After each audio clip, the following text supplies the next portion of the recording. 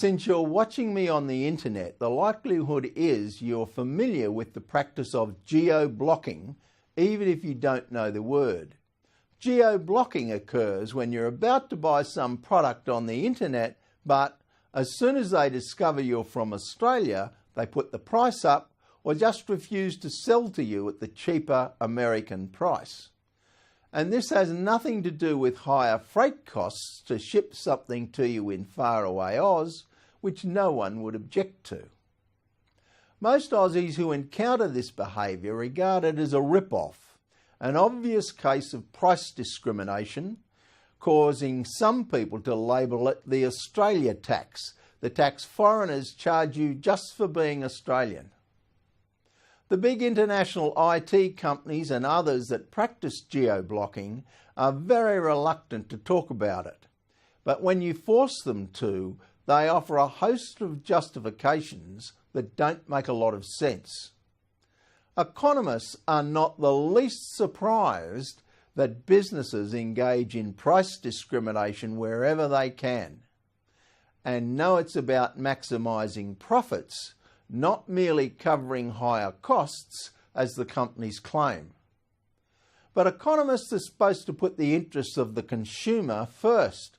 So when consumers become aware the same product is available somewhere for a lower price, economists could hardly defend the actions of businesses in erecting artificial barriers to prevent us taking advantage of the lower price.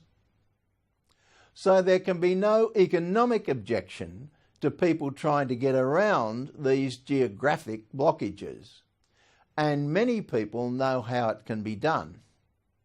You can find an American site that doesn't mind dealing with Australians, or use a proxy server or a virtual private network to hide your Australian IP address. Or you can find US-based sites that make their living by buying the item, then shipping it to you for a small extra fee. But it's not certain all these methods are strictly legal. And in any case, it's not good enough to have fairer prices available only to people who are in the know. So a recent inquiry by a federal parliamentary committee has recommended the government make whatever changes to the law are necessary to protect Australians when they seek out the best prices available. It also recommends the government educate consumers and local businesses on the extent to which they may get around geo-blocking mechanisms and the tools and techniques they can use to do so. I have no doubt geo-blocking and other price discrimination can't survive in the digital world, but it would be good to see our government act to speed up that process.